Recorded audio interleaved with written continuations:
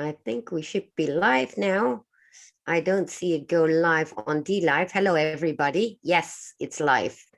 Very great. Glad to see that. Hello, everybody. Good to see you all. I'm here with Mary Rodwell, and I hope you all. Let me see that. No, that's not for kids. I have to set my my stream up the way that it should be. Hello, everybody. Hello, Laura. Good to see you. I don't know how many people are there in the chat because I don't see people in the chat yet. I see Defined Fractal, and that's not working completely. Sorry, always the same here. Okay, there we go. So today we're here with Sarah. Sorry, Sarah. With Mary, and thank you for coming. I really enjoy this because I've been following you for years. I watched all your lectures. I have, by the way, my new virtual Bali background because I'm manifesting Bali for myself. And let me, by the way, thank Big Hair Tsunami for his donation from this week. And also, I want to say that I have a new store website up, which is my Teespring. It's in the description if you guys are interested. And also, I have my website up for coaching if people are interested. So great to see you, Fee David, Dennis, Jeffrey, hey Tessa, good to see you too. So today we are here, and also, sorry, again, I forget everything here. Thursday, I have Elena Danan on. If you want to see that, that is at 7 p.m. EST. And hi, Scott Robinson. Good to see you too. So we're here, and thank you for coming, Mary. I've been following you for years. I've watched all your lectures. I had so many recognition with the things that you shared, and I find it so incredibly interesting that you, as a skeptical, started out well, as a nurse, right? And maybe you want to, many people know you already, but maybe you want to shortly explain something about yourself. Thank you, Patricia. Yes. Well, I don't think I've ever been a skeptic, but what I do admit to is that I have been uninformed, and there's a truth embargo in all of this. So for me, as a nurse and a midwife, obviously that's very more of a scientific medical background. But I went into counselling at a medical practice, which changed my focus from allopathic medicine into the emotional, psychological causes of illness, which fascinated me because I always felt prevention is better than cure. Yes. In counselling, and when I came to Australia, I decided to stay with counselling rather than go back into nursing. Yeah, because I again wanted to look at prevention, and I worked in grief and bereavement, hospice. When people are dying, they have some profound experiences, and people who've lost people also can have profound experiences. So, some would say, I feel my mum's here, or I feel my dad's come to see me and talks to me, or whatever. So I've always been open to the fact that we go into spirit, even though my religious background didn't believe in reincarnation. I soon came to accept that that was a reality because of the research that I did. So I was always exploring the weird and the wonderful, if you like. Yes. That led me into learning to do hypnosis and past lives. And it was when I was involved in all of that and learning about my own spirituality and my own connection to the non-physical realm, which I explored for a number of years. That's nice. Any kind of skepticism that I had, that I could do that kind of thing, because I thought I was too normal to do weird things like that, like energy work and all this kind of connecting to the guides and all the rest of it. I realized that everyone could do this. It's just a matter of being open to the possibilities. And that's always stayed with me. So I taught people how to connect and recognize how it works in the non-physical realm. But then I read 2 books that were pivotal to the ET thing. And one was Dr. John Mack, the former professor of psychiatry at Harvard University, who wrote the book Abduction, Human Encounters with Aliens. He was a skeptic, but he came into it, did all the psychological testing, and said, I believe this is a reality. He also wrote Passport to the Cosmos after that. Oh, so from that, you know, and Whitney Strieber's book, I then, within a few weeks, met my first experiencer. And that was really that changed everything, because here was someone who was saying, I'm having these, waking up with marks on my body, all this kind of thing. People just think you're crazy. Can you help? You know, and that was really the doorway to me getting into all of this that I am now with all the whole encounter phenomena. So how many years ago was that? Because must have been quite some time ago. It's about 25 years ago, when Ellis Taylor, his name, he lives in England now. What fascinated me about his story, first, Ellis came over as very grounded, very normal in every sense. You know, there was no sense that he was off the planet in La La Land at all. And his whole family were having experiences, not just him. So his partner, the children, relatives wouldn't come to the house because they thought it was demons. And he said, can you help? I've heard you're open-minded. Can you help? And I'd read the book, so I knew that this was certainly possible, but I thought it was very rare. But I discovered that it wasn't rare at all, because within 2 weeks of meeting Ellis, another lady walked in the door and she'd had experiences as well. And then it just, from that, it just exploded. So do you think that, like kind of you were chosen for all these people to be coming to you, because it's not like, you advertise that? Well, I never expected to be doing what I'm doing now. You know what I mean? It's I saw myself as working with hypnosis, helping people with their spiritual journey, healing, all this kind of thing. But what I discovered was that all those other things, there are many people doing that. Whereas supporting someone who is marginalized, even within the spiritual fraternity, there are many that won't accept the ET side of it. They're fine with angels and fairies and, spirit, which is weird. Yeah, but for goodness sake, don't mention, a blue being with big black eyes, because then that's not spiritual. Well, I'm sorry for those of you that think that actually it is, because some people's spirit guides can be mantis beings or blue beings or crystalline beings or light beings, and it's all in the same realm. It isn't separate.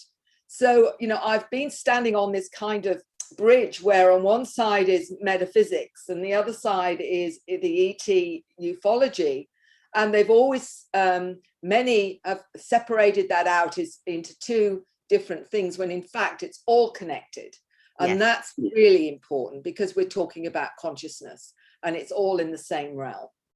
So then how did you get to more focused on the children? Well, that was a progression, really. In my first book, Awakening, I did write about the children that were having experiences, because the parents were having experiences. And one of the most significant patterns is the intergenerational link. So if the parents are having experiences, then most likely the children are as well. Right. And you can follow the family line, because I will say to them, well, did your, to the adults, what about your parents? Did either of them, were they a bit unusual? Your grandparents? And they may say, well, my dad was always into UFOs, or, my grandma was very psychic and weird, and I think, there's the family line. And what was fascinating with the children was they seemed to be a lot more aware, but were often looked on as very different. In metaphysical circles, they'd be looked on as indigos, crystal children, or rainbow children, or children of light.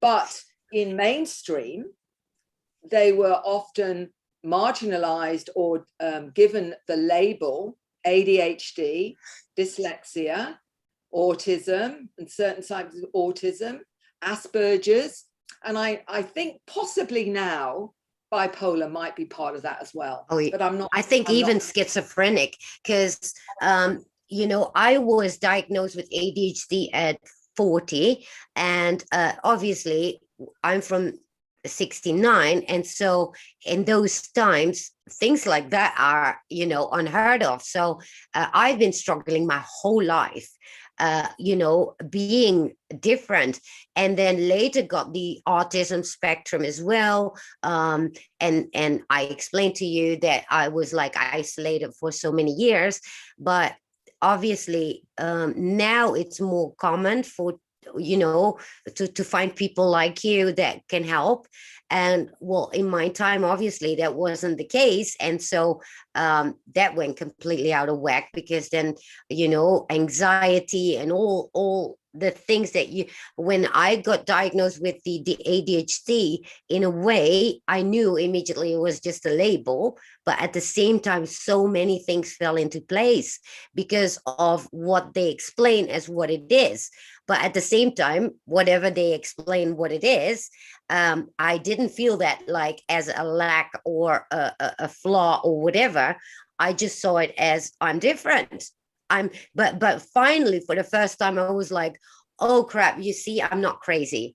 And so, but I had to get 40 in order to get there, right? To get that sort of thing. And I never experienced the alien thing and all that. But so my grandfather, for example, was very paranormal. I mean, he could even move stuff, and he is like half Indonesian and Chinese Swiss.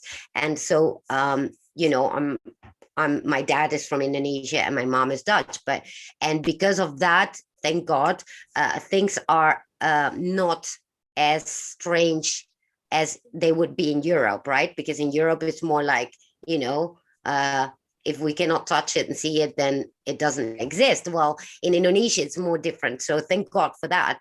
And so, at least I didn't feel that weird. I understood energy and all that.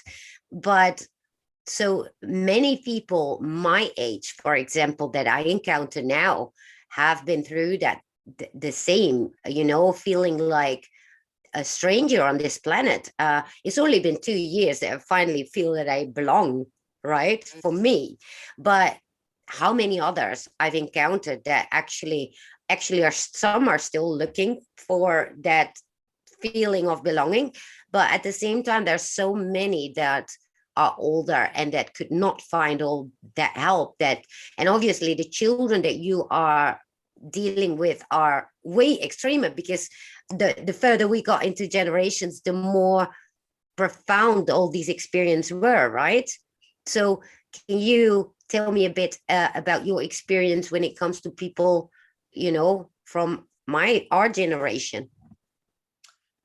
Well, thank you for sharing that, Patricia. And it's a story, although not everyone gets, the agoraphobia with it, the anxiety, the feeling of always being different, always feeling you don't belong, feeling like a bit like an alien, like you've come to the planet that you can't understand, and that people appear to be very primitive or almost barbaric compared to an awareness that you have. And that is, on the questionnaire that I send out is, do you perceive energy fields? Do you see orbs of light? Do you see beings? This kind of thing. And also your senses are heightened, the touch, sight, hearing, you have a heightened sense with all of those, not just your multidimensional senses, but all of those have been tested to be a lot more sensitive. So you're seeing a broader spectrum of light, for example, than the standard norm. You are even hearing, people find that they're very sensitive hearing, and sense of smell is also the same. So all the senses are heightened. But one of the things I'm thinking, because so in my case it was extreme anxiety, and that developed on and on and on, and until the point that you have to get into addiction. You start numbing yourself because you cannot handle all that influx of stuff and emotions. So if say that I had that help at the time, I could have actually discovered completely different kind of sensations if I didn't have to deal with the negative effects that I had then to in return go into agoraphobia, lock myself up and just stay away from the world and get addicted and all that. So yeah, I mean, I'm wondering now, obviously I cannot see if that's true, but yeah, that could have gone completely different if people like me had that help at the time. I think understanding of why you're different is really important, because it helps you to make sense of things.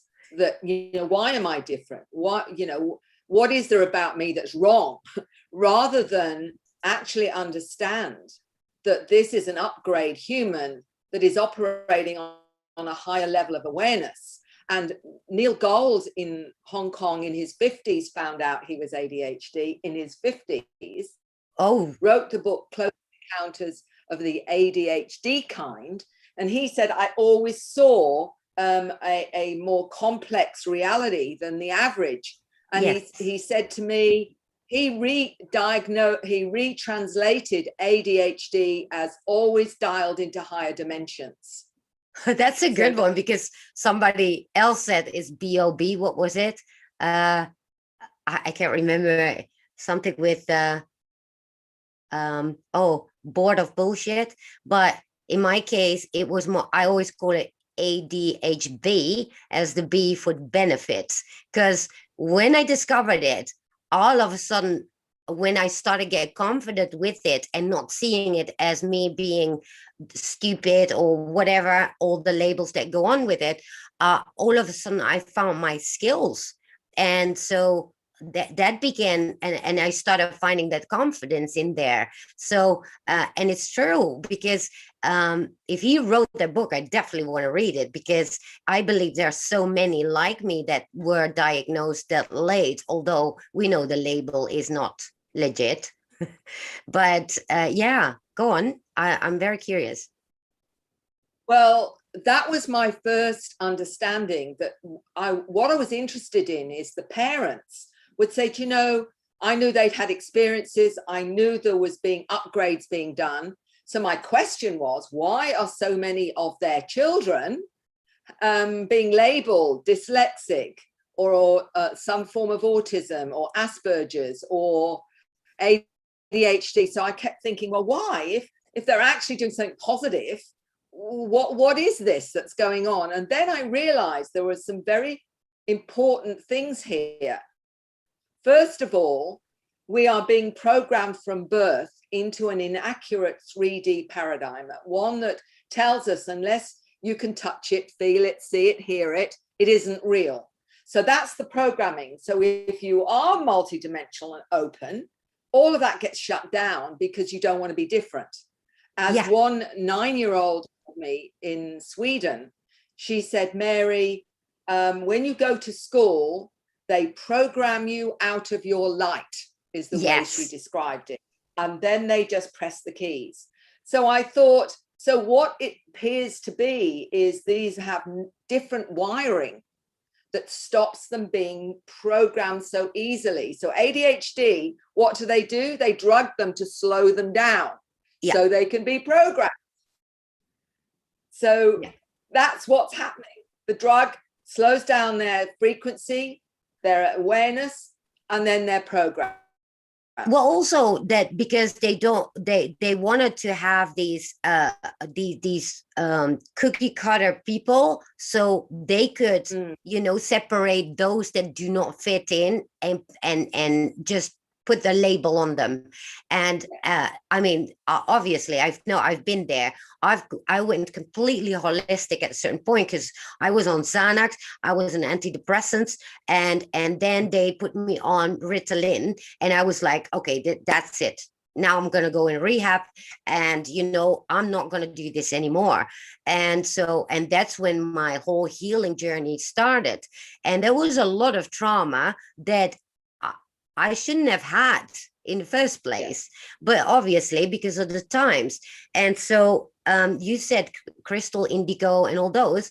Now, recently I read about Blu-rays, and I read about it, and I was like, that I recognize everything in there. And now I don't know where these names come from, and what are they based on, and who invented them to begin with.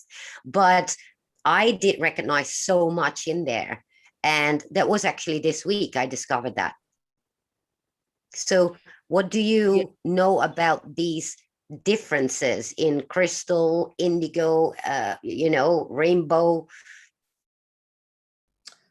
Well, that is interesting in the sense that what in metaphysical terms is it's their frequency. So their aura, if you like. Each one is coming in with a different mandate. You've got the indigos as the warrior. They're here to change the system. They're here to rebel.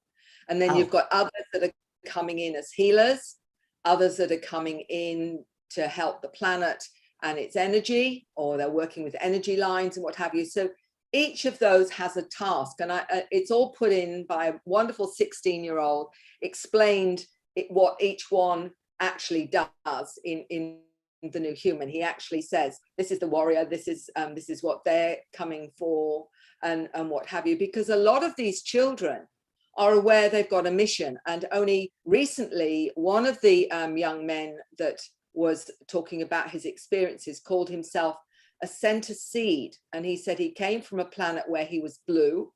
He explained this was his first lifetime here.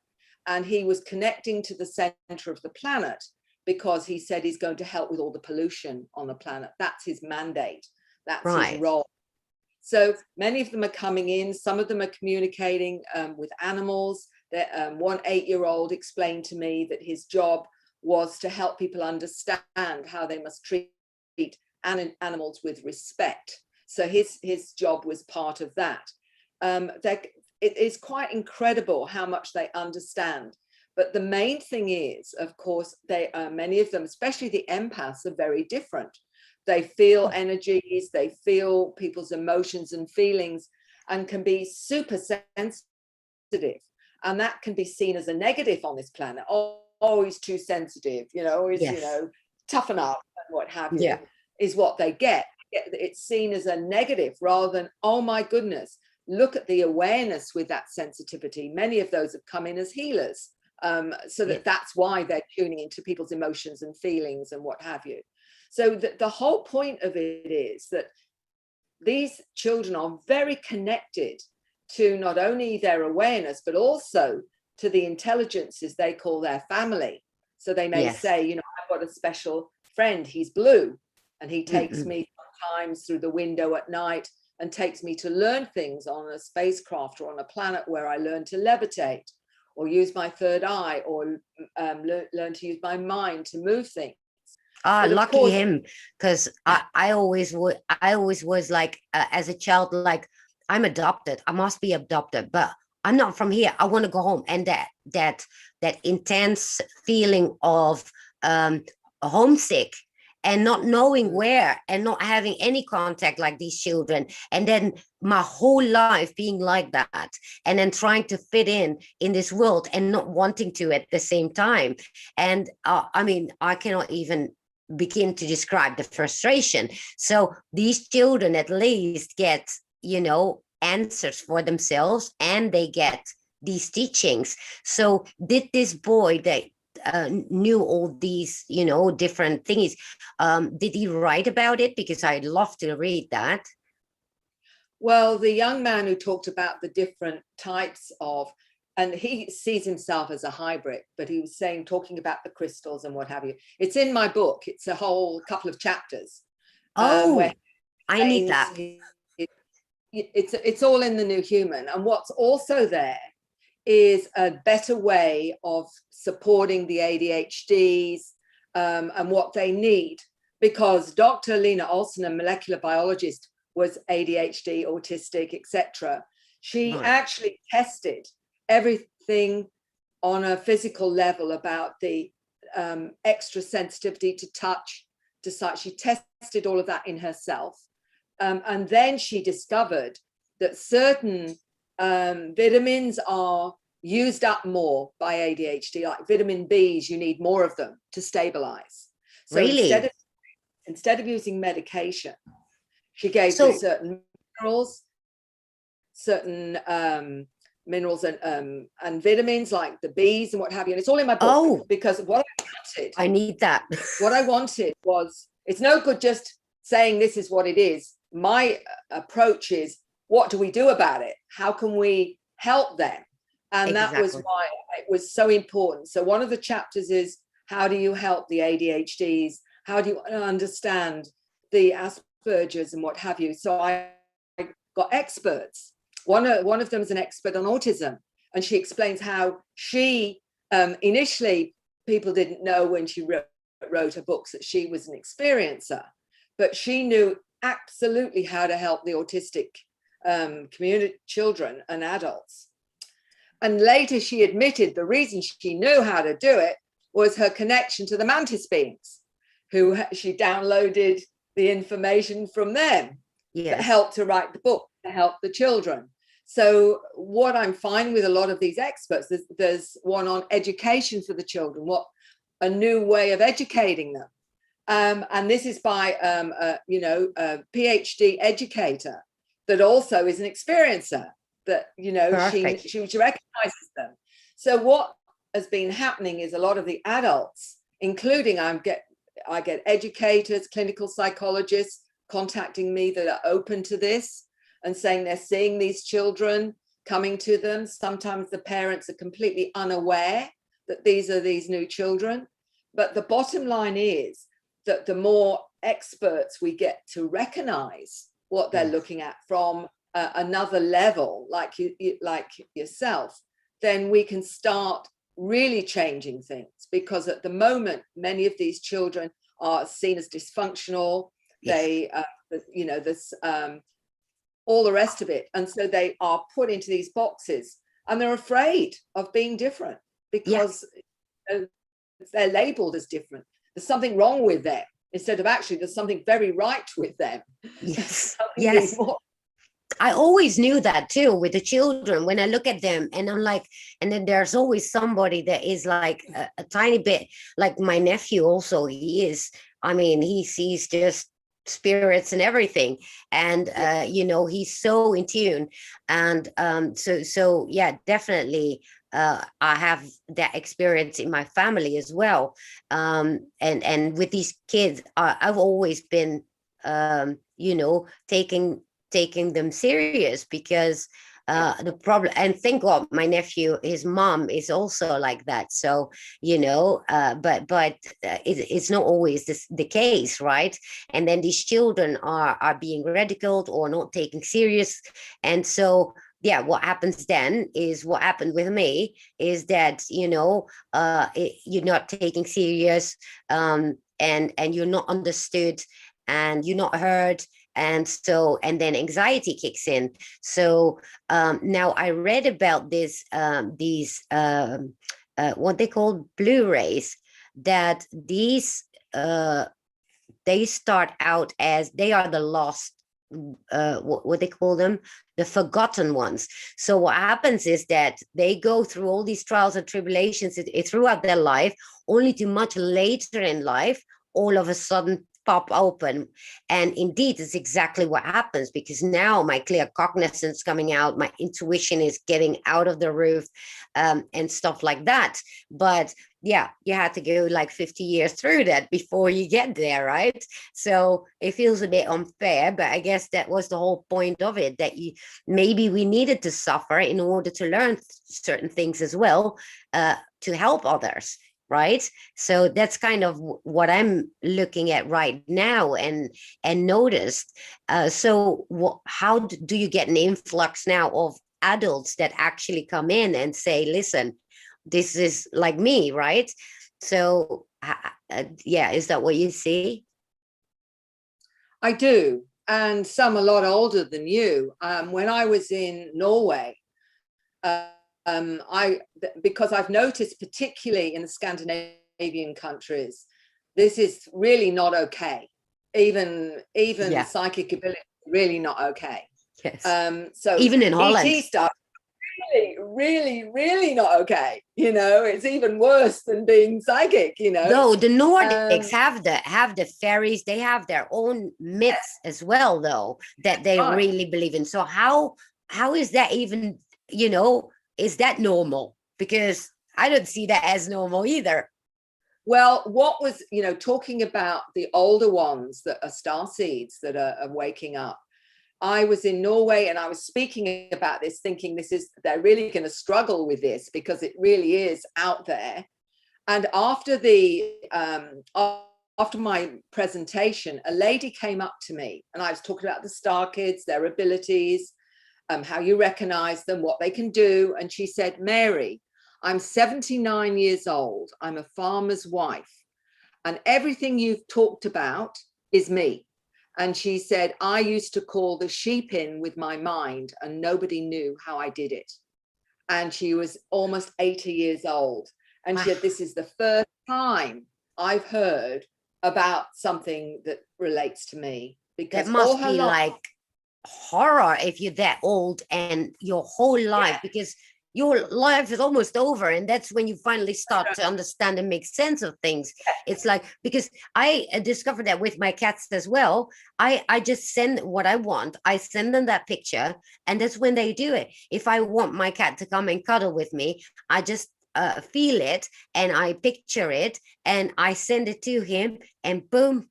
It's like, because he would never listen when I would like scream or say, don't do this or don't do that. But now I send this picture of the why I don't want him to do certain things and stop, you know, it's amazing. But a woman that, so when did that start, this whole wave of people coming in? Because I didn't think there were people that old that had this.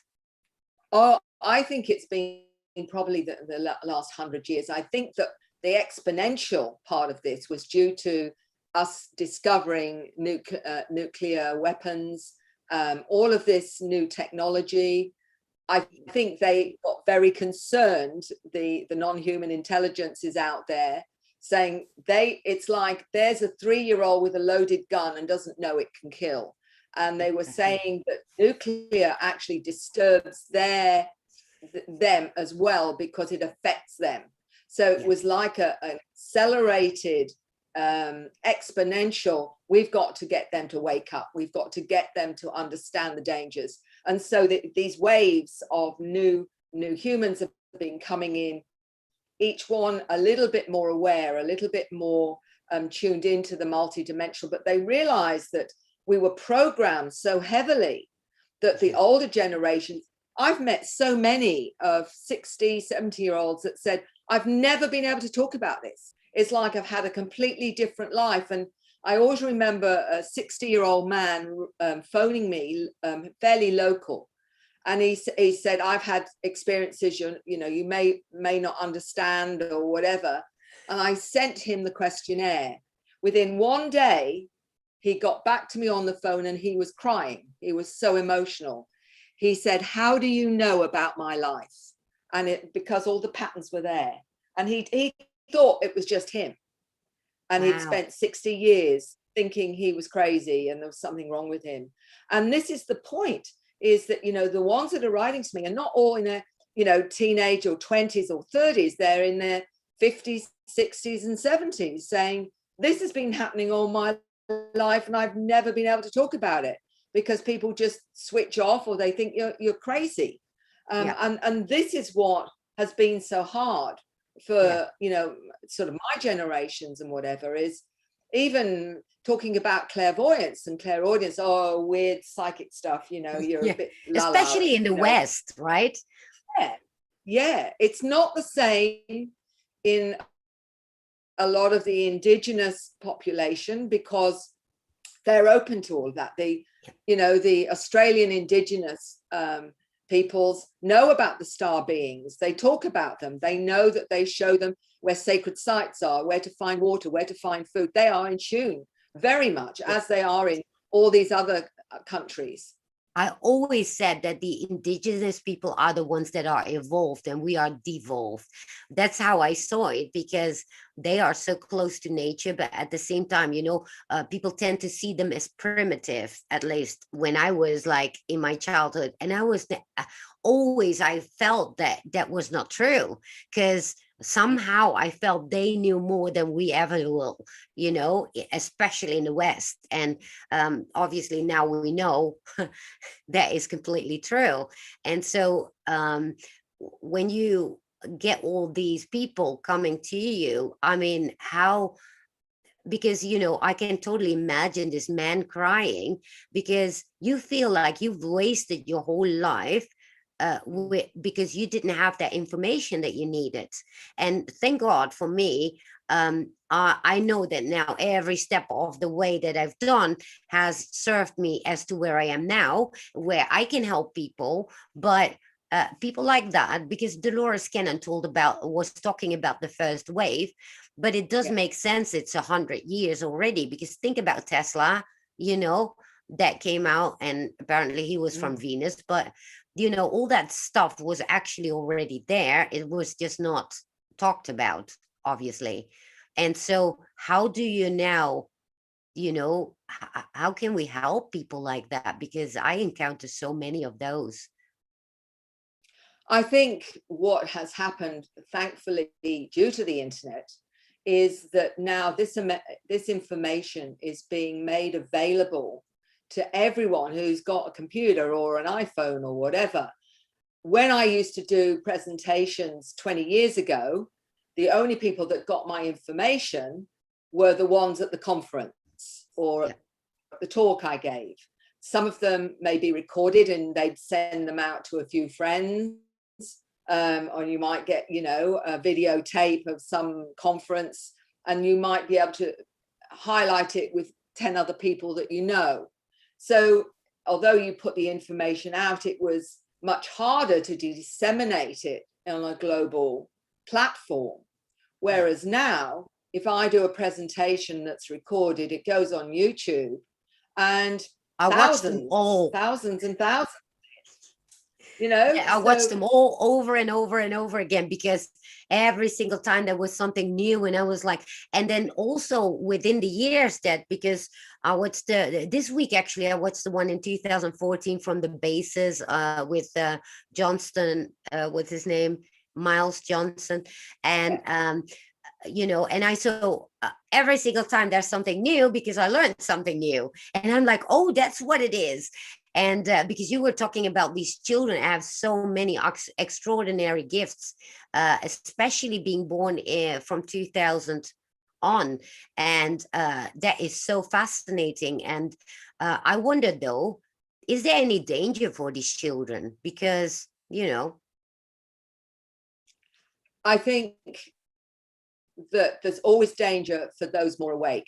It doesn't matter what generation, and many of them have been had harassment once they've started to talk about their experiences by covert government agencies, and no getting away from it. What happened with the governments, where we call them the government behind the scenes, particularly, whatever name you want to give the shadow.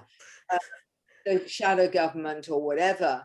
Once they realized these beings were coming to this planet, have been ever since we were created, all those however long ago, what they wanted to know was, okay, so what are people having experiences? What are they learning on board craft? What can we know about what they're learning? What's the agendas? All these things they were interested in, because again, we are a very paranoid society, and that was why so many were being monitored that are having experiences, because they wanted to know what was going on. And many of them were abducted by our own military, and that's what a lot of people don't realize, is that they are abducted and they are drugged, interrogated, traumatized, etc. And this is called My Lab. It's one of the names, is that, the military abductions. And all of that is to get information out of them, but also to stop them talking about it. Because Yes. let's face it, if you're talking about military people abducting you, no one's going to believe you. They're going to just think you're crazy, you're paranoid or whatever.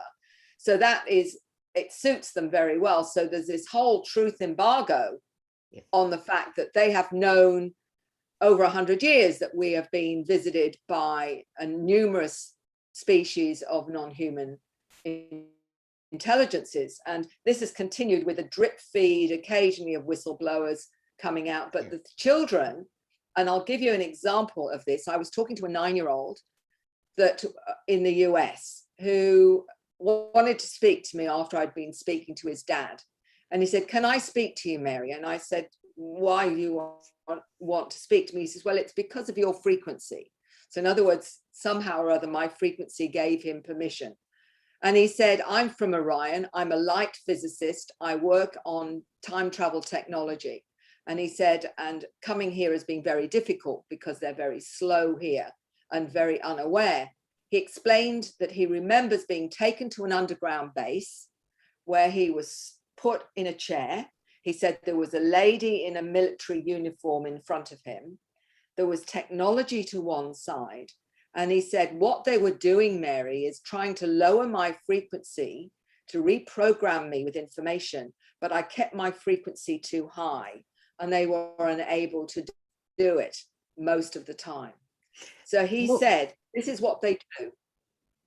Well, it's interesting because I was thinking about that as well. And, how we can eradicate certain evil things going on is just by hiring your vibration.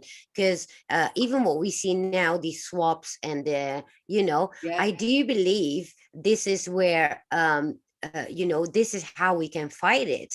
Because, also other things that I cannot exactly talk about, but there are ways that they cannot touch us because of that.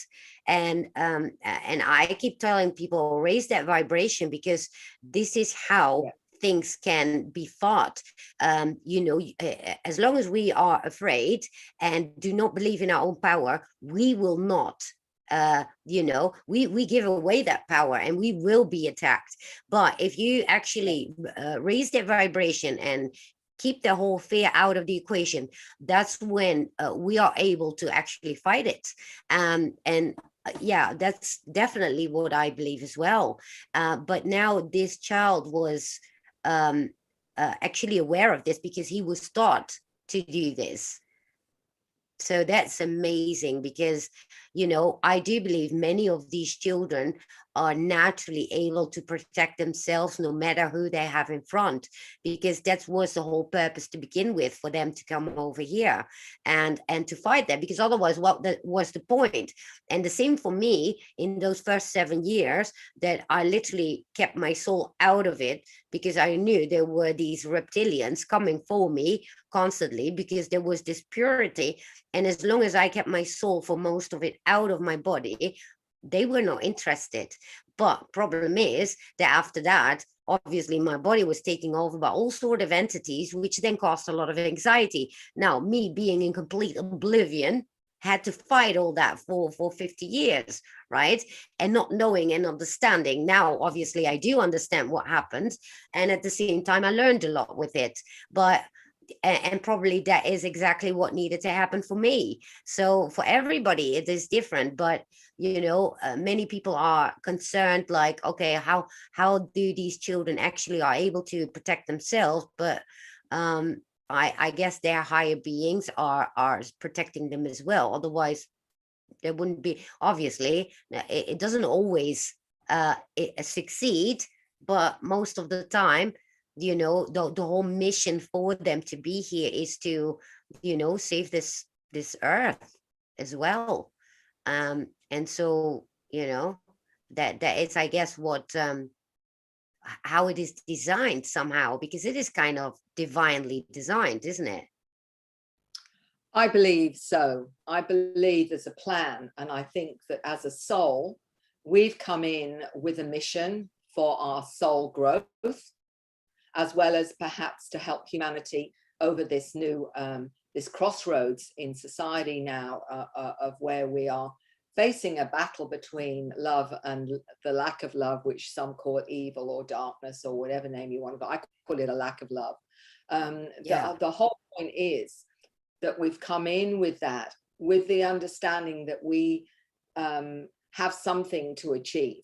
And part of it is not to buy into the fear, because in a way, fear is, you know, when you become a shaman, what they have to do is they have to transcend their human fears to operate healthily in a multidimensional way. This is exactly what's going on now. We're all being given a shamanic wake-up call to transcend our fears so that we can operate multidimensionally, because they want us to become part of a galactic community. The only way to do that is to realize and understand how it works and how fear actually traps you in this density. So it's about going beyond that, beyond ego, into a place where actually nothing can touch you, because they can't plug in. All those lower frequencies, entities, whatever name you want to give them, can't plug into you if you're in that higher frequency, because there's nothing to plug into. It's like electric plug. You know, if it's the wrong, wrong amps, you can't do anything about it. So exactly. Also, because the vibration is that high, they cannot even live in that vibration anyway. So, you know, it's that's actually the weapon that there is. That this is why you have the dark and the light, and both need to exist, because, you know, that's what it is. But at the same time, you know, if you have no weapons, being in the light, then everything would be negative and dark, right? Which is not the case. No, is there any new children that you have recently spoken to that have messages for people that need to learn something, or that need to know what's going on at the moment? And you know, I'll have to get my glasses out. This was only in the last week and about 10 days. It's a young lady, Amy, who's 12, and I asked her mum, because apparently Amy is constantly having information given to her by her connection, and she said, so basically asked what she understood about what was happening on Earth at the moment. And this is what Amy was told: everyone is moving dimensions. The higher self of each person individually is working hard to bring into alignment the new dimensions upon Earth. Every higher self on the planet is trying to do this, even if the person is totally unaware. Therefore, certain beings are creating many negative emotional situations on Earth to keep humans from changing dimensions. The higher the energy vibration, the less emotional we become. We become more in neutral happiness and harmony with the planet and each other and our lives. So there's a kind of energy battle going on with each person's higher self and the darker energy beings. She said everyone will evolve to higher dimensions eventually. No one's going to be left behind. It just will vary in timings. This moving dimensions is happening throughout the galaxy, on many other planets too. The shift will happen to all of us to lift us to a new, kinder, caring, less emotional reality, but the timings will vary. Amy said her purpose is to help people connect with the Earth, to ground people and help them connect to their higher selves. She uses channeling, magic, and alchemy. She said she comes from a different galaxy, many galaxies away. She also warned that there are many famous and popular people leading the spiritual world, with many, many followers who are loving the attention and not working for our best interests anymore. They're lowering our vibrations with their rhetoric and negative tales. She also said the vaccine is not good, but not everyone who's had one will be affected, although many will. That's in essence in the last week. That's actually a question I had, because I wonder that because I know not everybody's affected, but I believe you can fight it with a higher vibration, just as the swap, you know, if there's nano tech in there. Well, Elena Donau was speaking of that, that these nano things, you can get those out with what you call that, the clear quartz.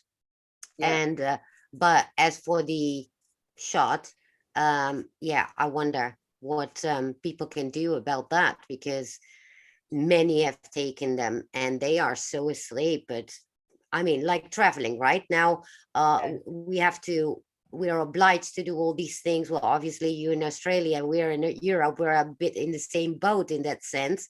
But you know, I wonder that if that moment comes where people do not raise their vibration in time, uh you know, and we're forced to do that, then how can we fight that? Or you know. Well, that's always been, if something's created, like I believe this has been, and I've looked into a lot of it because of my background as a nurse and midwife. I want to know what's going on with that. I feel they wouldn't have created something without an antidote, because that would be stupid not to. Because if everyone can be affected, even with those that have had the jab, I won't call it a vaccine because it isn't one. So if you can be affected, they've got to have something that will be an antidote, because as I say, otherwise it would be stupid, whatever that antidote is. The other thing is that there are information coming out. There's various things you can take that will deal with the spike protein. And that's starting to come out as well. There's some substances that people have been told about. But I also think there'll be other ways as well. It's like everything. As soon as something happens, there will be people working to see, well, what can we do about that? But I am absolutely certain that whoever created this in the first place would not have created anything that was irreversible or couldn't be changed, because they've got to travel too. They've got to go around and what have you. So they've got to be able to have something that either protects them or is an antidote to whatever else is going on. So it will be there, but what it is yet, who knows? But there are things that some are isolating that say this can actually help with this or whatever. And also, I think our awareness and the high vibration could probably be another part of the way that we deal with this. There'll be various methods, I think, ultimately. Yeah, and I believe the children will get that information as well, because you know, it's amazing how much stuff they are receiving to convey. Now obviously they are children, which makes you the spokesperson for it. And you know, the more people that know you and listen to you, the more they get that knowledge as well, because let's face it, these children have so much knowledge, and obviously they cannot be in the public eye because they are children. But you know, I do think it would be great to spread this information as fast and wide as possible, whatever these children share, right? Well, that's part of the the presentations. I give a certain amount on the adult side of this, and then I go on to the children. The reason I wrote The New Human, and half the book is really about them and their stories, is because they haven't been affected by the programming when they're 4, 5 or 6 or whatever 10. They've still got that clarity, that as a conduit for information and awareness. And that was what I found most profound, because there's no hypnosis involved. This is total conscious recall. And that in itself is very profound, especially when they talk about portals. They talk about different dimensions. Many of them talk about what they learn on the craft in terms of complex information. And I remember an 8-year-old who was telling me that when he goes on the craft, he's being taught by beings, and there's other human children, but there are also children that are not human. And he explained he knew they were different because of, their eyes were different and what have you. He explained that they were taught complex concepts. And I said to him, so can you tell me some of the complex things that you're taught? He said, no, because they're too complex for you. So at 8 years old, he was explaining to me that I wouldn't get it, but there are things that they are mentioning about their understanding. One 9-year-old is explaining that some of the bigger, taller beings have an IQ of over 400, and they're scientists, and they told him he was special. And he explained that our future selves are, in fact, they're us from the there are time travels that are us from the future as well. So we're looking at physical, extraterrestrial, non-physical, what we call interdimensionals, extra dimensionals, transdimensionals, and visitors from our future are just some of the intelligences that people are interacting with. It's not just the physical that we're seeing. So then, are there any other new children you have spoken to in the past months that have news or things that you want to share? Well, this was one of the latest ones. This other young man, and he's all of 9, was having contact since he was 5 or 6, he said. One of the interesting things he said here was that he was shown dinosaur times and future times. He spoke about God, which his mother said was something she never mentioned, and said that the older aliens or bigger aliens told him God is not what most people think.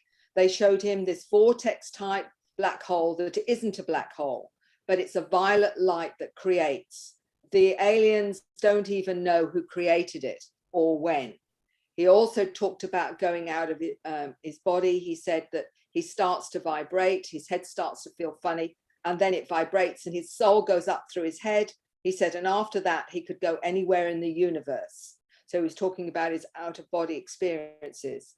He said also that he is a time traveler from the future. His real form is not the body he inhabits now. He's genderless in that form. Again, his mother said she had no idea he understood even that concept. She said his alien form is really us from the future. They are us, we are them. And he said that he went on to describe how he had no nails and 4 fingers as a time traveler.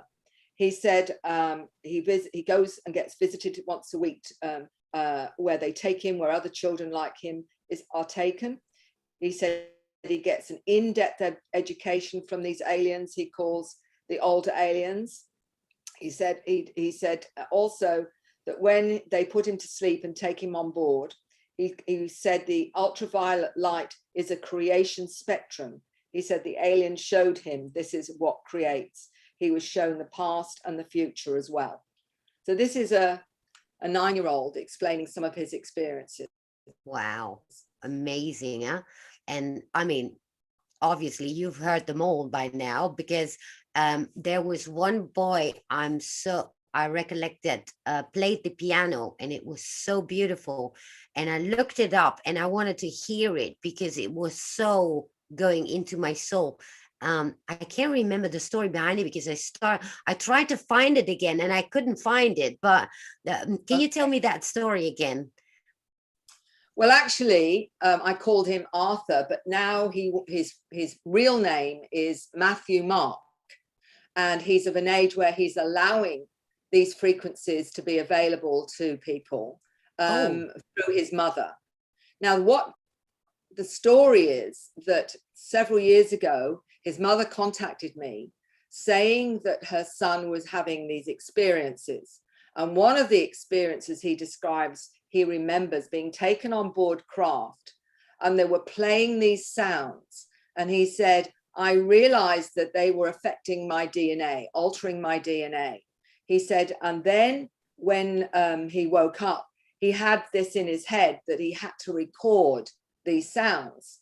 And he said to his mum, video this. And he sat and he played things he'd never played before. It was coming straight through him. All these, and there were 6 songs. One of them was about DNA. It was about activating DNA. There was another one called Arrival. There was another, there were different, each one had a different message or frequency for a certain thing. And altogether there were 6. And again, his mother said, they just came straight without any preparation.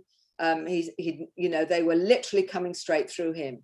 And I played the DNA one in many of my presentations. Yes. But actually, I'm going to be playing a few more in Contact in the Desert in June, because I'm doing one called Activation.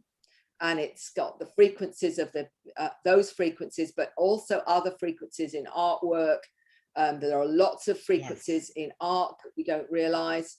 In the star languages, I'm playing several star languages. Some of the children speak these star languages, by the way, and these are coming through them as a frequency, all activating DNA. But Matthew's particularly were significant in the sense that I actually asked another musician who'd had similar experiences, who is Japanese, Juliana Oka. She lives in California now, but she started to have experiences when she was 6 years old. She also produces spontaneous artwork, never taught how to paint and what have you, but the music that she plays, she said she was taught in another realm because it's with music and movement. So it's a whole energetic frequency. And she said, everything that you sent me of Matthew's is genius. And this is a musician, a violinist who knows music. So I heard of her. Matthew's, yeah, she's lovely. And I mention her because I wanted to know from a musician's point of view, what do you make of this music? So I actually sent it to her, and she related to it because of her own experiences like that, where she had the same thing happen to her. And so I'm always looking for corroboration with others, because it helps everyone realize that this isn't a one-off. One of the interesting things I show, and I think I've already got that on the PowerPoint that I'm going to be showing in activation, is I got sent information from China. And in China, there were videos of one lady speaking the star languages and doing the strange artwork that she said came from them. But also there's one lady who has a dream where she's shown this music on the piano and hasn't got a piano when she wakes up. So finds a friend that has a piano and goes there and starts playing this music on the piano first time, but in a really unusual way. And I actually show that. So I've seen that. Have you seen that? The message is that this is happening globally, and it's happening to all sorts of people. It's just that most people are not aware of it. But I'm getting the fact that this is validating people's experiences that are having this, saying, well, actually, there are others doing this. There are others speaking star languages. There are children speaking star languages. There are people that start doing energy work and start speaking the languages. Because star languages is like also like light language as well, right? Because I recently discovered that that's what I did when I was a child. I just didn't know that was what I did. And because I did that before sleeping, and I couldn't stop because it felt so good doing that. And so I tried it again, and it's quite difficult because, you know, now you've got this brain going on. And but when you let go, it's like, right, and then it comes out, but then you get like insecure, like, is this actually something? And so now I learned it's actually the frequency you have to feel, and you have to listen, and then you can do it, because it's all about feeling. And I'm quite analytical, so it makes it very difficult to, you know, turn off that brain and just start feeling it. And there's somebody that said, oh yeah, are these songs available anywhere for Matthew? Is he, because you said he's coming out now, that he can now share his stuff? What people need to do is email me, and I send the email on to the mother, and she will take it from there, because she's in Australia. But there was a long while where Matthew wasn't too sure about releasing it. He was still very uncomfortable with it and whatever, but he's come to a place now where he's happy for people to have the music. So all you need to do is email me, and I'll send the emails on. And his mother, I think, has now got it where it can be downloaded if you talk to her. So yeah, that would be great. I think many people would love to have that, because I know so many people, even lots of my viewers, that, you know, listen to music or sounds that actually raise the vibration. So I think it would be a good thing for her to publish that either on, you know, I don't know. There are also a lot on Spotify, or maybe these music, you know, SoundCloud stuff. That would be great, because I think it's important because for people to hear it, because it can trigger a lot. It can, you know, wake them up to that other level, so to speak. Well, one of the problems or issues for Matthew was people need to be in the right space to hear it. They've got to be with that frequency that they are able to take on what this will do. So he had a sense of responsibility. This just couldn't go out like this. It had to go to the right individuals. Very clear about that they had to be in the right frequency to have that program, if you like. Okay. Yeah, that makes sense too, because, you know, what I notice is there are so many levels of awakening now. And, you know, I can now clearly see these differences where somebody is there and the other one is there. There's nothing, you know, better or worse. It's just rather that you can so clearly see these different levels where people are, is what I've noticed. And yeah, that's very interesting. So for these children, because I know there are a few of these earth schools that are, I know there's one in Australia and in the United Kingdom.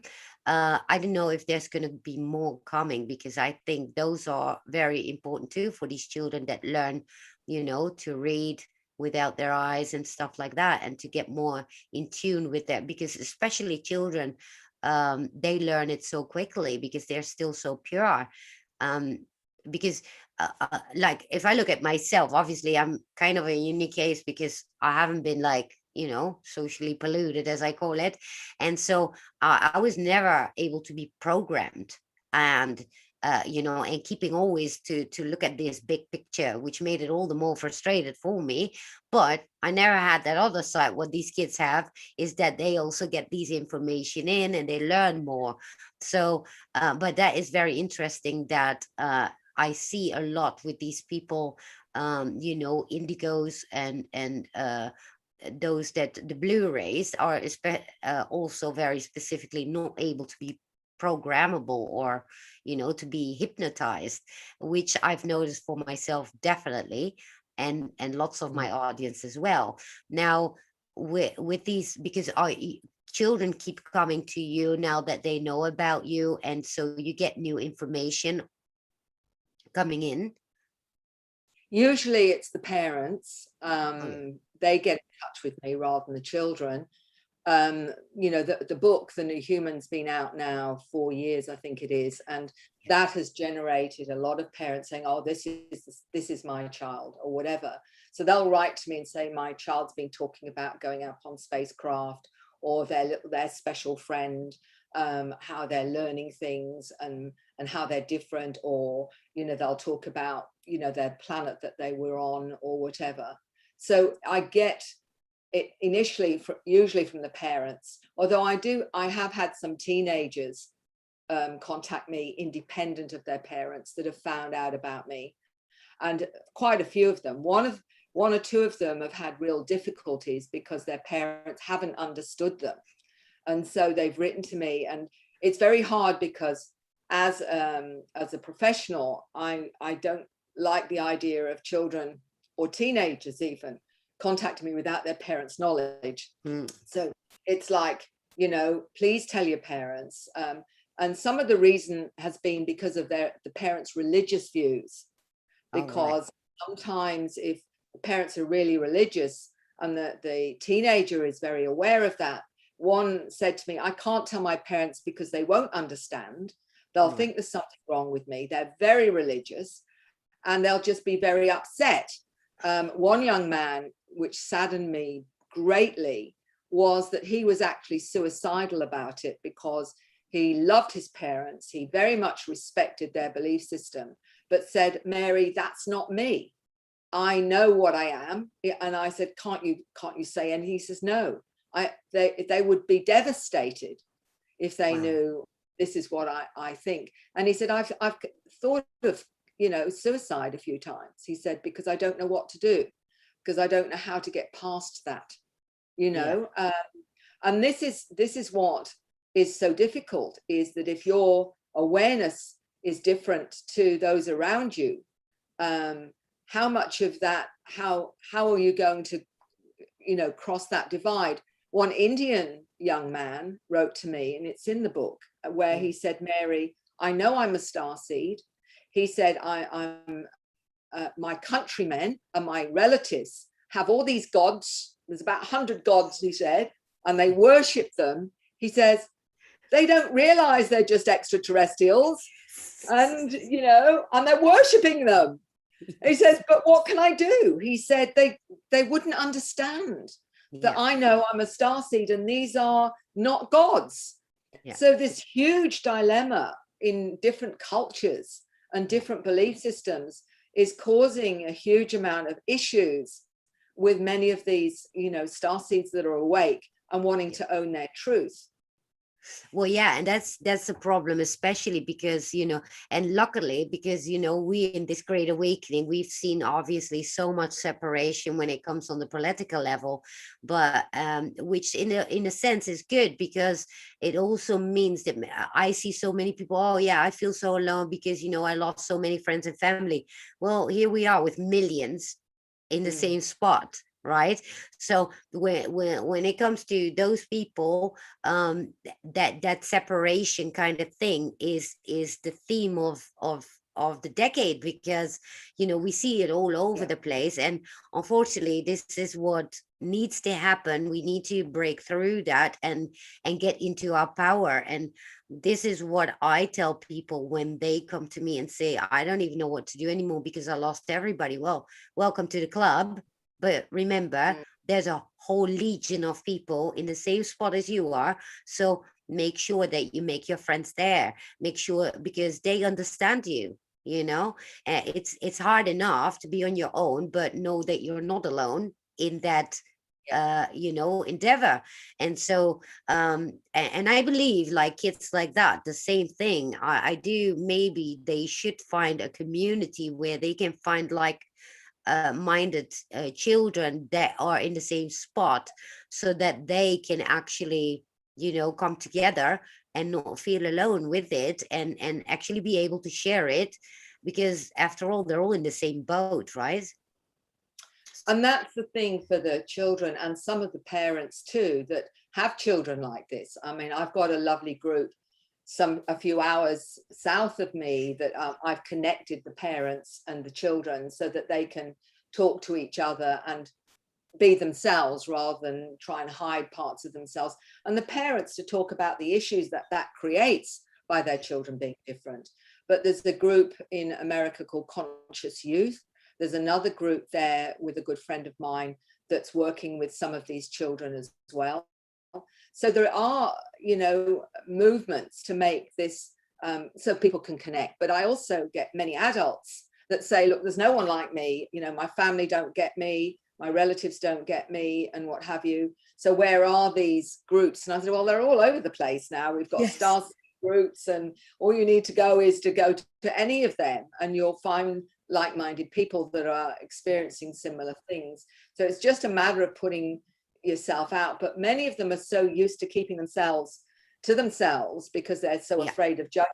That's a big move, to own that this is me, and this is my truth, and this is what we're being tasked to do now, is to be ourselves. And I often say to people, and say, well, I've not met anyone like me.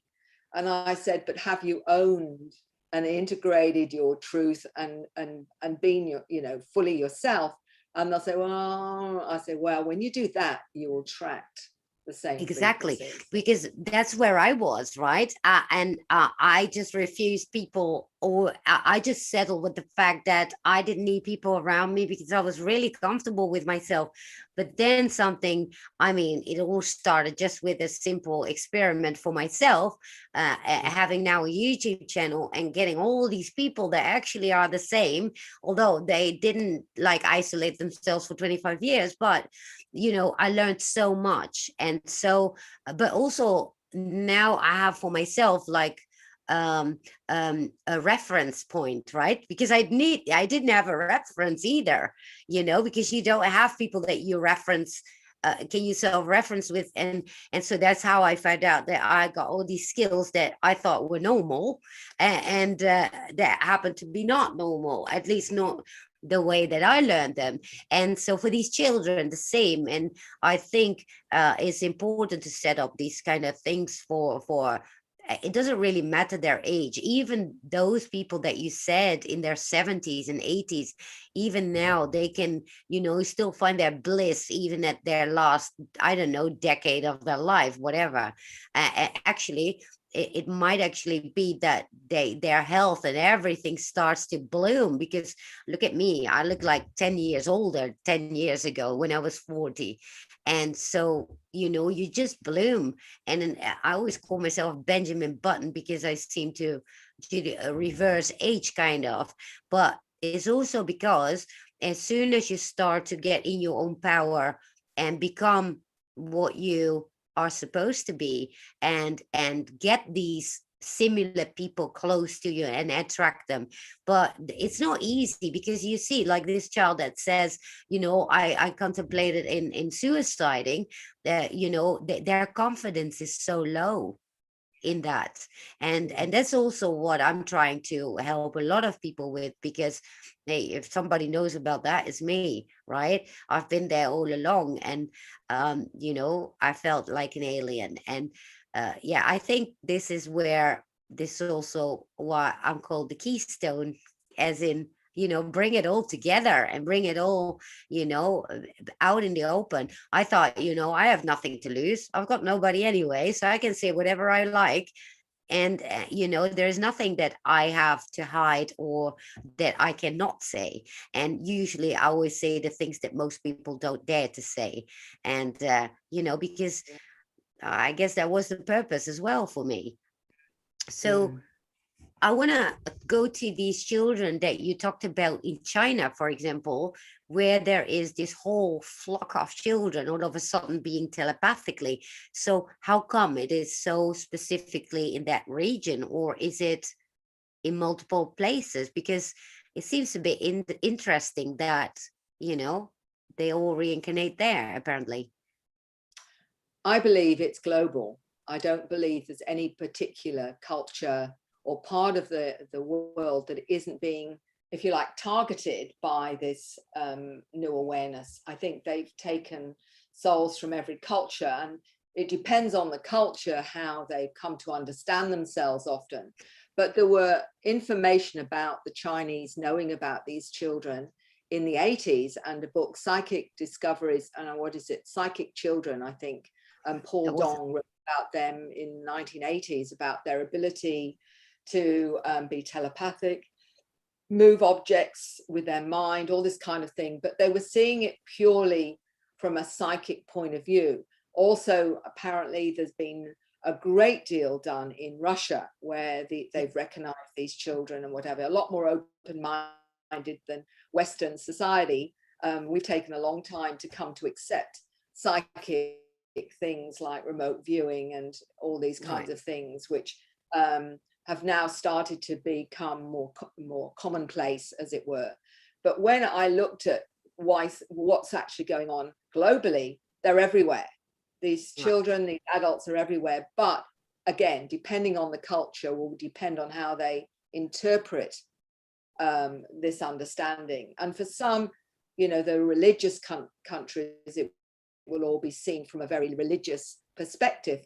And one of them that was interesting was someone I met. I'm trying to think of his surname now, Giorgio. He's Italian, and he has the stigmata, the bleeding from the hand, like Christ, and forehead. I met him in Brisbane many years ago, about 2000, and he talks about the cosmic Christ, and he talks about being on board craft, that this was to show people that he was a star being, that Jesus was a star being. Yeah, but that's a tricky one. You imagine, so working with the religion, and of course, I think he didn't get on very well with the Pope or something or other, because he was coming out saying he's actually one of them, with all the stigmata and what have you. I'm sorry, I can't think of his surname for a minute. It'll come to me. But I actually had a picture taken with me with him. But it was interesting how he'd opened up more of the understanding of the religious beliefs or Christianity, in a sense of making it more universal in terms of understanding. And I think that this is happening slowly, that people are realizing that those that were worshipped as gods in the past were, in fact, many of them were extraterrestrial beings, just with advanced technology, which made them look miraculous. And so they ended up worshipping them, which is not what we're supposed to be doing. Well, but it's kind of it's kind of ironic they come with this stigmata, because I mean, nothing wrong. I lived in Italy for 8 years, and I mean, nothing worse than come out with that in order to make people understand there's actually aliens, because you know the Italians are, I mean, they're like full-blown Catholic, where you know, they it's Pope here and Pope there. Well, for the older generation rather, but I mean, yeah, that wouldn't come across the way that it's supposed to, right?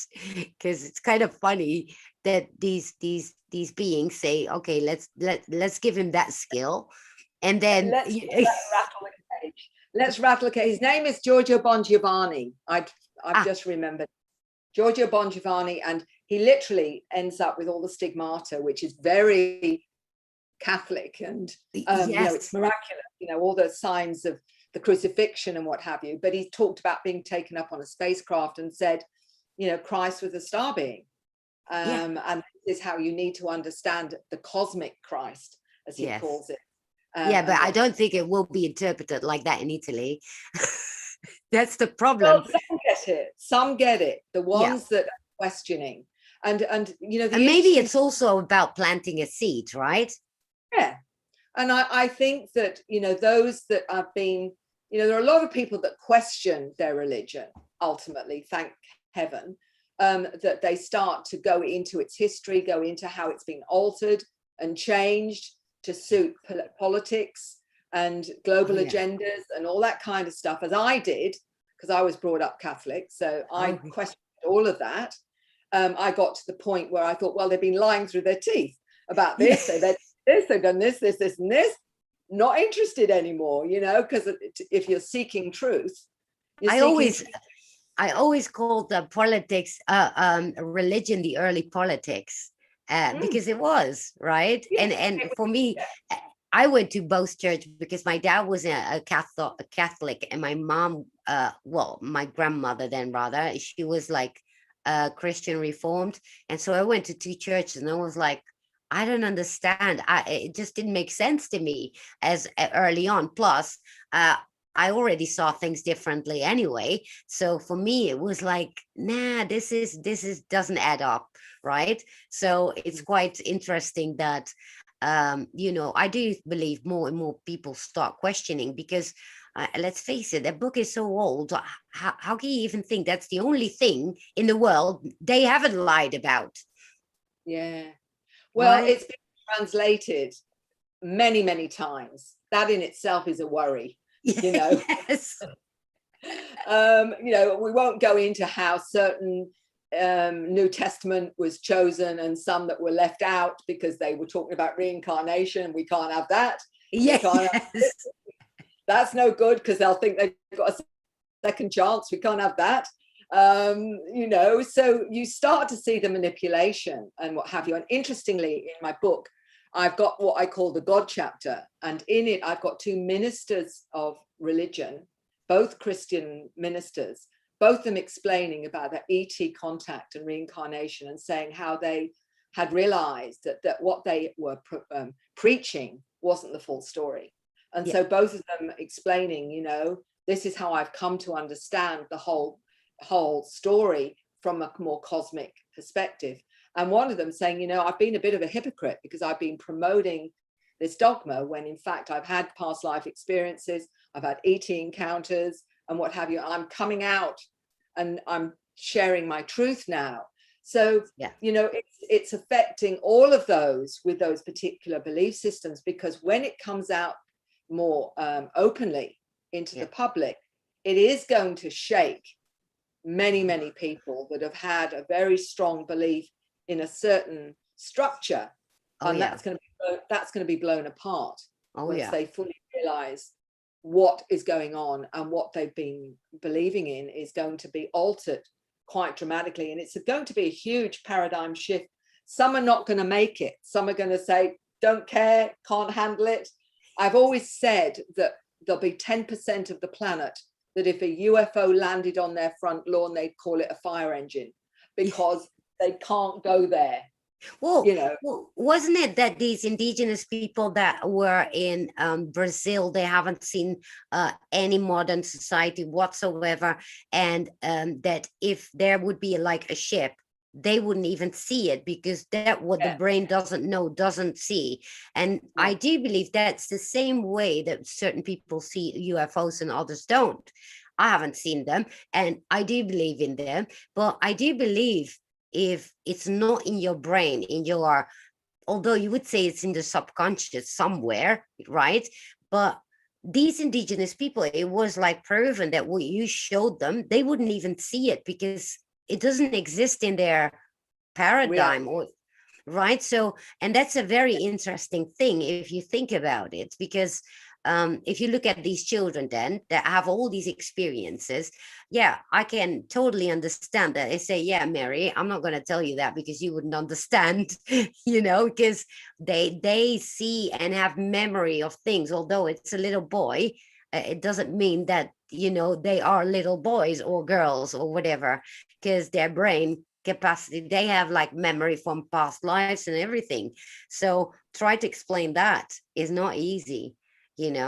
And so what do you because you had so many fantastic stories about children, what they tell. Are there a few that you want to talk about? well, first of all, I will say this: a lot of the children can't always articulate their experiences because they're very young. They don't have the language to explain it. So, I've got a questionnaire that I send to the parents and say, ask your child whether they're seeing lights or energy, or if there's, and some talk about seeing colors coming out of someone's mouth. Their emotions are seen as colors, because a lot of the children, I believe, are synesthetic. And by that, I mean, is you will understand, but not maybe all your audience. Synesthesia is when you maybe see the letter 7, but you get a feeling from it, or a color from it, or a sound from it. So you're getting multidimensional information from it. So what I've done is put a questionnaire together, asking the children about things about themselves that they may not have even thought were unusual, but are actually part of this experience. So I get a sense then of that. But isn't it that this actually, because when I was like recently, I had this massive awakening, but I can't even put that into words because there are no proper words for it. And so I mean, so much that we don't even have the language for, even as adults. Obviously with children, they have their vocabulary is shorter, but when I was like a child, for me it was like, why are we having words? Why aren't we not telepathic? Right? Because that way you can convey so many things all at once, and you can literally explain everything without a word. And so in general, for adults or children, language is literally so limited.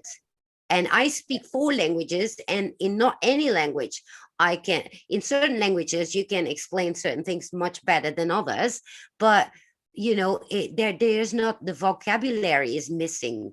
And so that makes it an extra problem, for especially for these children. Yeah, because I think we're being prepared to become telepathic. Yes. And I know that a lot of the children on board craft, everything is telepathic. They are receiving and what have you. I remember an email from a mother who told me her daughter was telepathic from birth. And she explained that she would read everybody around her. And she said she's now 3 years old and she's still doing it.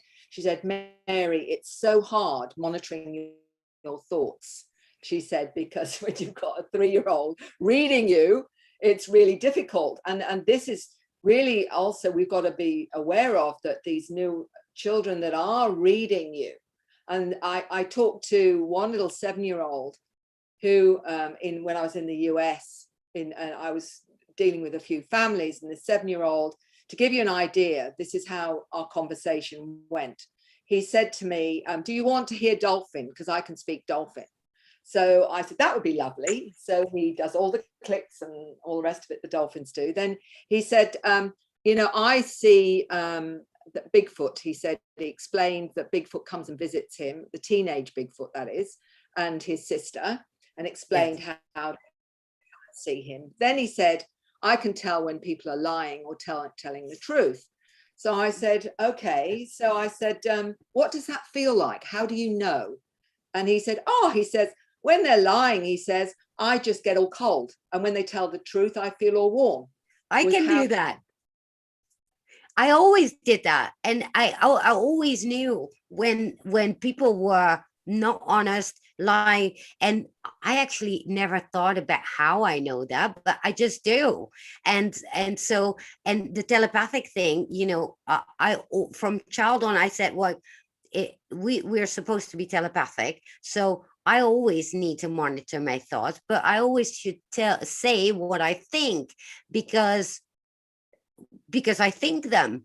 And so that's why should I say some?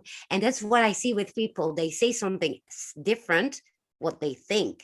And I see what they think, but I see they don't speak the same thing. And I'm like, wait a minute. But obviously I'm not saying, I keep talking if I do that, but I see that. And I always speak what I have in my mind. And therefore, I would love meeting children like that, because at least we can go in sync, right? It's lovely, but it's so hard to explain that stuff, right? I heard the exact thing from a 13-year-old girl who said that with her teacher, she said to me, Mary, it's really hard because what she's saying and what she's thinking are two different things. Yes. And what she's thinking sometimes not very nice, she would say. Yes.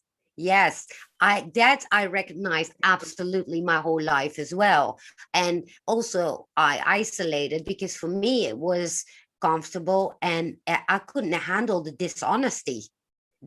I couldn't handle these masks that people have, that I knew they were sad and they have this smile. And I'm like, well, if I'm sad, I'm sad. You're going to see it. I cannot hide it. I cannot hide anything in that sense. And my mom used to say that you need to learn to lie. And I'm like, I can't, and it's that's so interesting that you say that, because I thought that maybe that was me and imagining it, but I can totally understand how this child has that same thing, that what they think. And then what you do. And so for me, that became so frustrating, plus the anxiety. And I was like, get out of my life, everybody, right? And I was very comfortable by myself. So I started painting and learning stuff and learning quantum physics and reading books and doing all those sort of things. And here I am out in the world at 50, almost 52, thinking, okay, now I'm ready for it, right? Now I can handle it. But also now is the time that people, are encountering themselves. And I wouldn't say punished for it, but they are encountering themselves with what doesn't align in frequency. It's going to come to the surface, and that's what you see now very strongly. Yeah.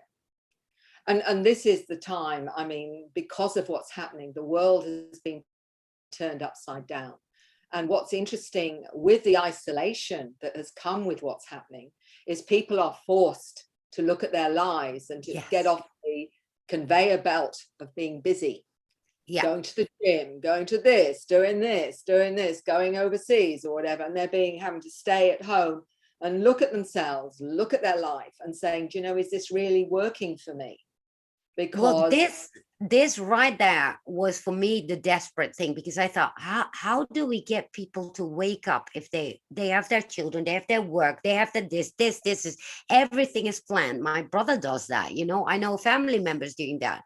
And I was like, how And when this hit, I was like, this couldn't be any better. And I heard everybody complain. I was like, hey, I've been there for 25 years. For me, it doesn't make any difference whatsoever.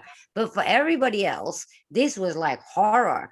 And yet I did see all those people waking up. It was the best thing that could happen.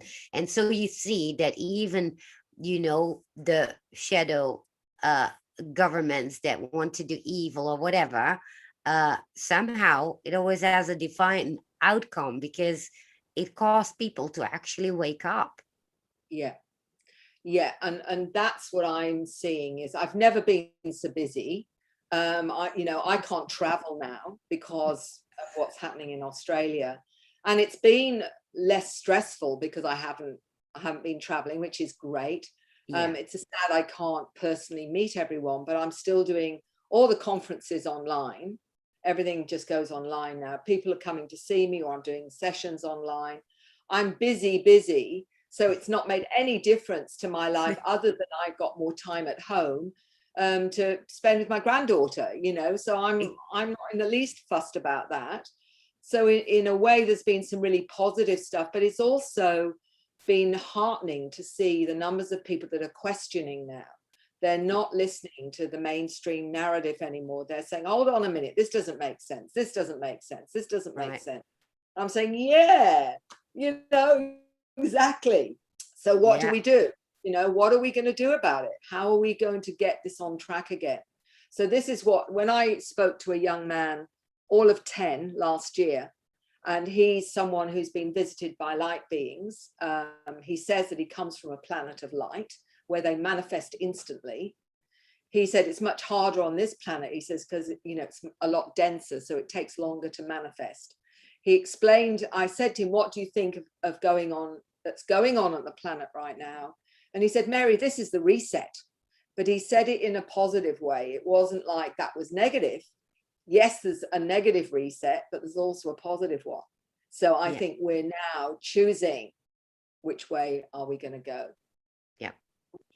Which way do you want your future to be? Yeah, I definitely believe that as well. And and it's nice to see these children not being desperate about their future, because they know exactly what's coming, right? And I love that, because and I start now seeing that as well. I started out obviously going in the politics and all that, but now it's completely different for me, because now I'm like, wait a minute, that's just a tiny little spectrum of something that is actually not relevant even. What's relevant is like, how are we going to wake these people up? How are we going to teach them how to raise that vibration, how to start going within, how to get themselves healed? Because that's another thing. Obviously I've done that for so many years because I could, and but many people still have to start, and so I'm going to be busy in my next section of my life, and it's also going to be the time that I will be probably traveling, that is if we can again. But I wish and I hope still that I can go to ECETI this summer, and visit James and everybody that I've met, because it's so exciting. And you've been there as well, right? I've been there twice now. And I actually stayed a month last time, because I actually ran a group of families for a short time there, and did I taught some hypnotherapists how to work the way that I work as well, with my MISS program, and also did the conference. So that's been twice. So I had a fair time there. But the main thing with all of this is now, for me, is how wonderful it is that we're all connecting. Yes. All those that are working in this field, in whatever area, whether it's healing, whether it's helping people open up, or sharing information and whatever.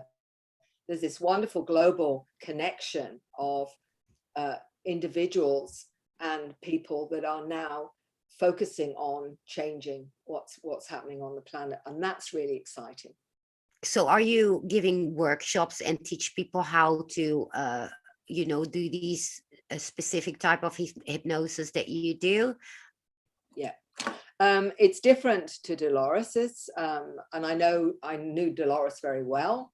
We were colleagues and friends, and she spoke at some of my my home with my experiencer groups. We met at conferences and shared information. The way that I work is I call it MISTS, MISTS, and it's with hypnotherapists who want to open up multidimensionally so they can work on a similar frequency to the person who's having the experience. And it's multidimensional information in a superconscious trance state. That's what it stands for. And what it means is the hypnotherapist literally is opening up her multidimensional awareness when she's working with the individual, taking them to wherever it is, because when you're doing that, she's connecting to her superconscious, to her team, to their superconscious, to their team, so that then we are maximizing what is needed to happen. Because often on a conscious level, you think, oh, well, I need to do this, this, and this, and this. But when you're connecting to that superconscious, it's a different agenda often. Yes. It's about getting to the different agenda and saying what Right. needs to happen here with this individual. But if the hypnotherapist is open to her connection, to her team, as I call it, and her superconscious, she can then connect to that individual's, and then it can come through into being conscious. So it's about being on the same frequency in trance as your client. And by doing that, you will then get extra information that will enable you to be more precise in what is needing to be happening, because you're actually tuning in to what is most needed. So example, if they're in a craft and they're having a procedure done, and you may hear they need to look to the right or they need to look to the left because there's something significant there. Right. You can say, now I want you to look all around you. You don't tell them exactly, but just enough to get them guided. So that, and what are you seeing there? And then they'll say they need to ask questions or they need to do this. So you can say, now what would you like to ask or whatever. So you're being guided to guide them through your own superconscious connection. That's what I teach the hypnotherapist how to do.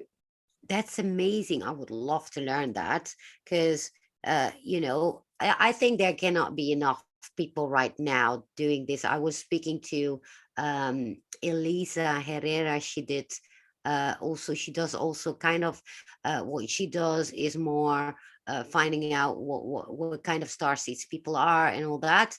But but it does help a lot of people actually healing themselves as well, because a lot becomes clear once you learn that. I myself had QHHT, but that was like years ago, and at the time I wasn't even ready to know what I know now. And I was told that as well, and now I understand why, because I wasn't ready. And so and now I do coaching, but rather on like learning people how to heal themselves and how to get back in their power. But like things like this, these modalities are very, very interesting as well to learn, because you cannot have enough tools in your box in order to learn and teach people and help people, because I think this is the moment that we are coming out to play, right? And help. It's what I tell all my starseed friends as well. This is our time to come out and play, and it's going to be only busier and busier as we go. And so do you do this type of hypnosis also online?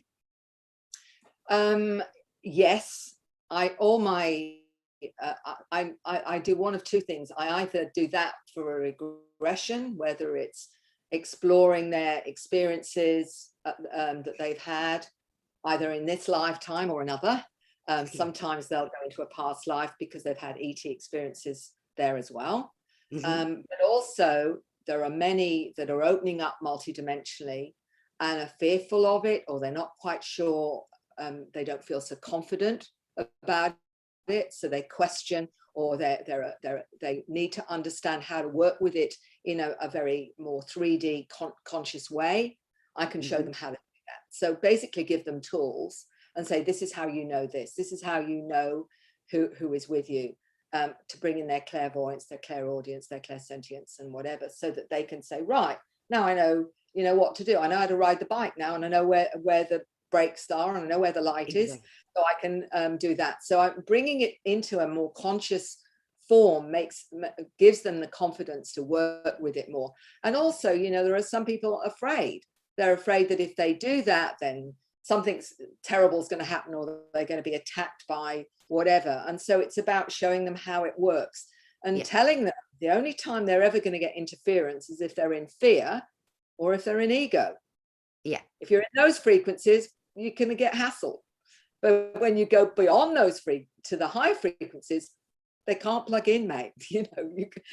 Nothing can happen because you're in that high frequency. So it's explaining how it works. And I keep things really, really simple, because it is simple, and it's just reminding them of what they can do. It's not me about teaching them. I'm just saying, remember, this is how it works.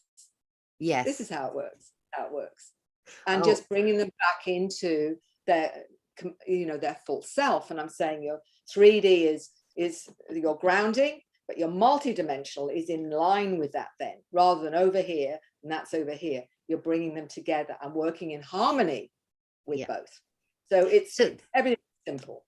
So is there also then healing involved, obviously, because, there's much out of alignment when you're not, having all the picture clear. Tessa's asking, where can we book a session with her? I don't know if you have sessions with everybody, or only specific people that, are with these experiences. What I do, as long as they can speak English, I can work with them, because that's the primary thing. To me, it's about what it is they're looking to do. If it's to open themselves up and get the tools they need to open themselves up, I do a lot of that right across, the US, right through. Again, it just depends on how good their English is. Other than that, there's no limit to that. The other thing, I say to people, you can find out your answers via regression, go into hypnosis and go into the experience, or you can pull in your team and we can ask them, which would you rather do? You've got a choice. Right.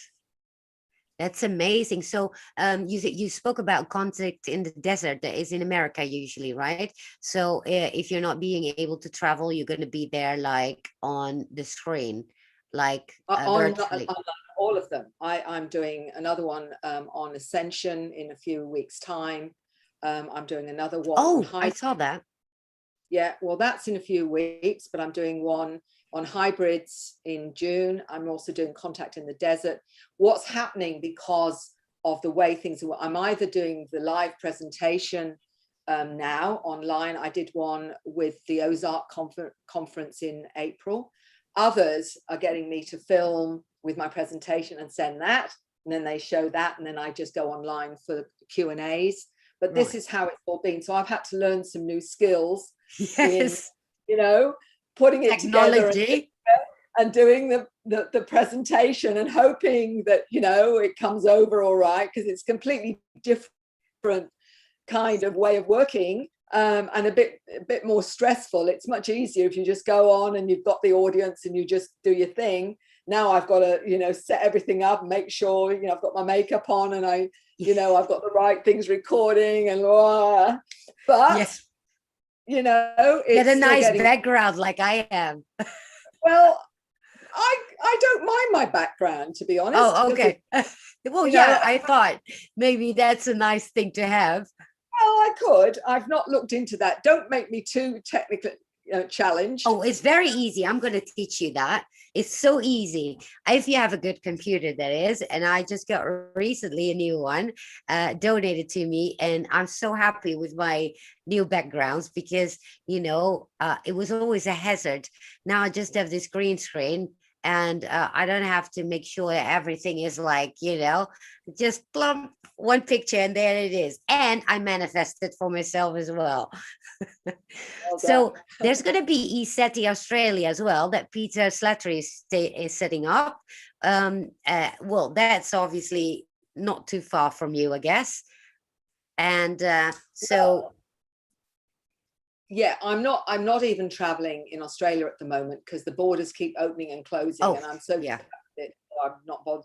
He's down in Victoria, so it is yeah. quite away from here, quite Oh, some 7,000 kilometers, by the way. yeah, that's Because Australia, right? people don't realize that you can actually, Australia is as big as the US. Yeah, I It, know. you know, we're a big country. But he is, I think I'm in his documentary that's coming out in Yes, Netflix. he said that. You know, we do a lot that way, and I might end up going, or at least online. I'm used to doing that now, so we'll just see. We'll see. Yeah, However it works. yeah. Oh man, I definitely hope I will meet you one day at live, because I'm all the way over here in Europe, but I'm fed up, and my dream place is going to be Bali, which is kind of my second home. Well, actually, the first time I came to Bali, which was in 2003, it was like coming home. Um, and being brought up with that Indonesian part, and you live next door to Indonesia, which is so unfair because it's just a couple of hours and you're there. For me, that's like a 20-hour flight. it's it's just amazing. So I wonder if there's people actually having questions for you. Let me see. So we are the new Earth construction crew. Yeah, sort of. That's true. Yeah. So I wonder, because these children, I mean, all the information and new informations that you get, are you going to be writing a new book? Well, a lot of people have asked me. I vowed after the second book that they would have to wait a while, because I said, give it to me all now, because I don't want to write another book for quite some time, because it's exhausting writing a book. But there probably is some time down the track, but I have no idea when. At the moment, I'm quite busy enough without having to, think about what else shall I write about, because there is. Well, you've got plenty of material. That's not the problem. It's knowing what would be the most helpful, to those. And that's why I wrote Awakening was a resource book, because it helps people wake up and, and understand the process of their awakening. Whereas the New Human really is all about what's happening now as a species with these intelligences, and how aware we're becoming of them. So the next one, I'm not really sure. When I get the real clarity, then I will look into it. But at the moment, I'm got more than enough to deal with. Thank you very much. So I'm not. Yeah, well, at least you don't have to travel right now, right? So you get to be comfy at home and still work your ass off. Yeah, exactly. So I really, really enjoyed this conversation, and I see that my audience did as well, and many will probably watch this later as well. We actually almost talked for 2 hours straight, and time flies, right? And I thank you so much for being here. Oh, there's somebody with a question. Mary, how do you see things will play out from here? Well, I think we have to be in the moment. I did ask my team what I need to know, and they were saying just be in the moment, because there's a lot of things need to be put into place for what is going on, and basically told I can't understand the change because it will be so huge. Some are talking about an event, some are talking about the new earth, but there's a lot more to it than that, and I'm being told you'll know when you need to know. So I'm happy to be very, very patient and stay with what I have at the moment. So I'm fine with that. Yeah, me too, by the way, because I think we couldn't, I mean, the whole point of not knowing it is that otherwise we get distracted by it, right? Absolutely. Yeah. Matt is asking, I like how you teach others to do it for themselves. I know it will depend on the person, but how many sessions on average does it take for them to be able to do this good for themselves? One session, because it's not like you are one person. You are a multi-dimensional being. All it means is that you are being shown how it works. And that can be done in a couple of hours. But I do take people through a particular meditation, which is talking to their higher self. And it's basically asking the higher self to facilitate the new conduit that you are actually becoming. And to do that, you need to release all the old programming, all the implants, anything from this lifetime or any other. You're saying to the higher self, please do that. And then after that, the new frequencies come in, which I'm given in terms of color, grounding you, and then saying, right, let's call in your life guide, let's call in your gatekeeper, whatever. What's the energetic signature? Okay, now let's see what they look like clairvoyantly, and literally lead you through the process. Once you've done that, you know what to do. You've balanced your bike. Because it's a sort of activation, right? It is. It's an activation. And anyone who wants to do it usually is more than ready. They've just not known quite how it works. I show them, how it works, how to balance the bike. Right. Oh, I'm being congratulated on the new house, my new Bali house. Thank you, Geert. That's really kind. Well, I thank you so much for being here. Thank you, everybody, for being here as well. And for those that still gonna watch, I hope you enjoyed it. This Thursday, we'll have Elena Danan on, which at 7 p.m. EST. So check that out as well. Also check out my new merch shop, because I'm really proud of it, and my website, obviously, for those that need any coaching or whatever. So thank you all so much, and we're gonna leave you here and see you all Thursday. Thank you. Oh, you can hang on still, right? For a little bit. Yeah. Thank you all. Bye. Oh, the chest. Hang on. There's the D Life chest, right? Do I need to? Oh, there's nothing to empty there. Sorry. Next time. Next time better. Thank you all. Love you all. Bye.